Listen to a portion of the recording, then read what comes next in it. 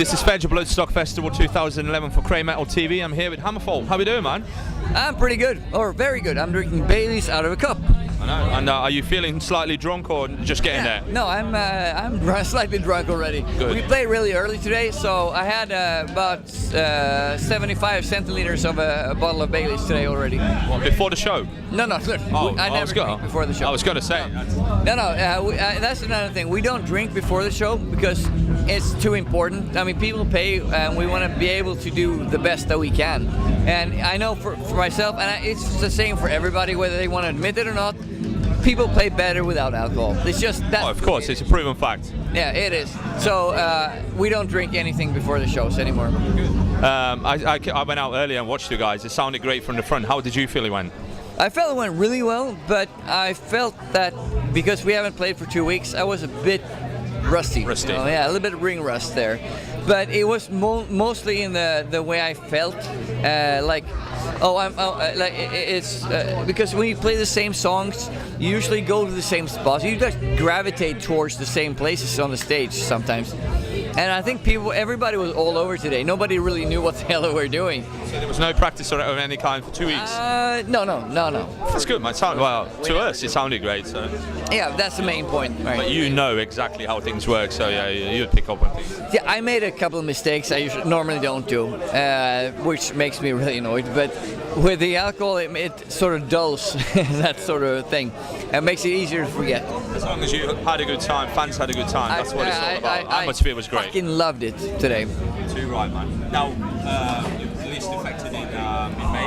Yep. So it was like a 2-year gap with the previous album. You know, how would you compare this effort to the previous? Well, I have an analogy which I like to use because I think it's somewhat pretty accurate in this case.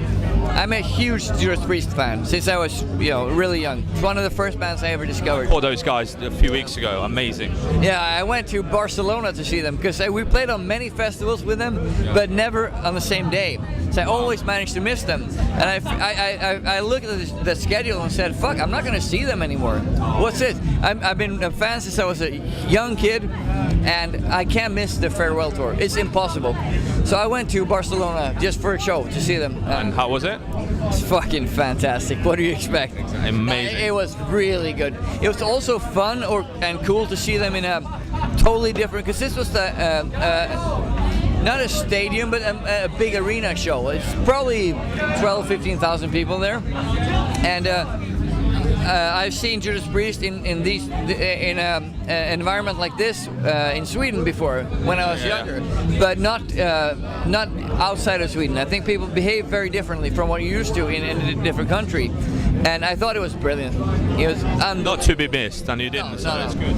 And I'm a huge fan of the old stuff as well. I love the first album.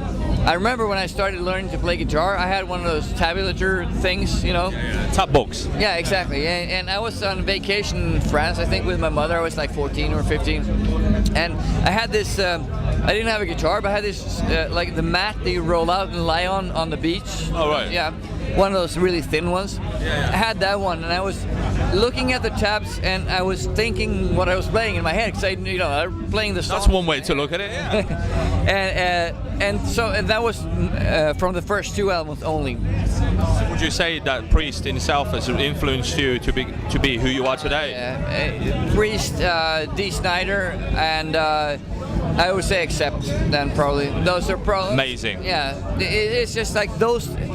How everybody makes up their own mind what they like and the way they want to go, and for me this was the thing I wanted to do. The guitar work is one thing with Judas Priest. People have to realize is it sounds like really simple, like it's not. Yeah. No, once you get like on surface, yeah, it's really simple. It's just chords. But when you start playing it the way they do, it's not simple anymore. There's a lot of thought that goes into the creation of the guitar riffs. And I'm a guitarist, so I enjoy those things, right? And especially with the Judas Priest stuff, it's twin guitars all the time, especially the old stuff. I mean, the really old stuff was very much like and the other one was whatever. Harmonies and stuff. Yeah, and harmony and just different stuff that mesh together. And this is what I love about heavy metal.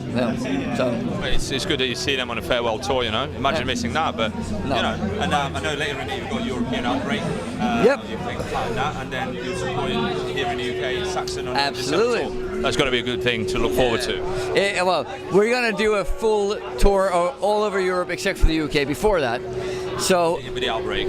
yeah. So this UK thing that we do is a part of the European Outbreak that we do, but it's. I think you're gonna see the best HAMMERFALL that ever was because we've done 6 or 7 weeks before we go to the UK of constant touring, of playing the songs every night. Then you will not be rusty. No, there's not going to be any ring rust by then. That's good, man. And have you caught Saxon?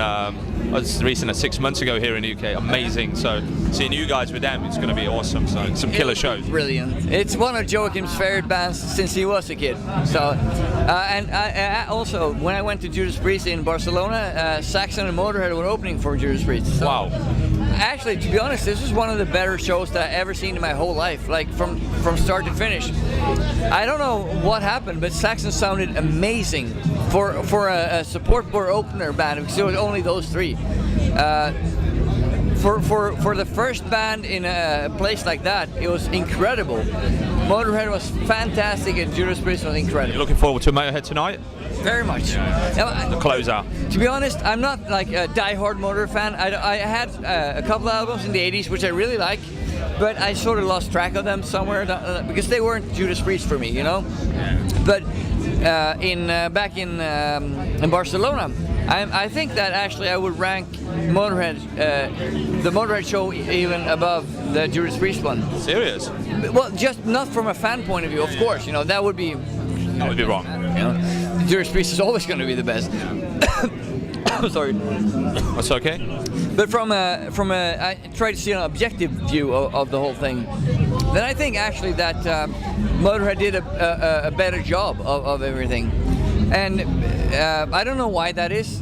It just happened. Yeah, it was just a feeling I had, and I might not even be right. Who knows? You know, it's just my feeling from my experience from the show. But You were there, so we got to listen to it. yeah, I loved the show. The whole evening was fantastic. It was very well worth flying down there and hanging out and spending. You won't see many shows like that again, basically. No, I won't.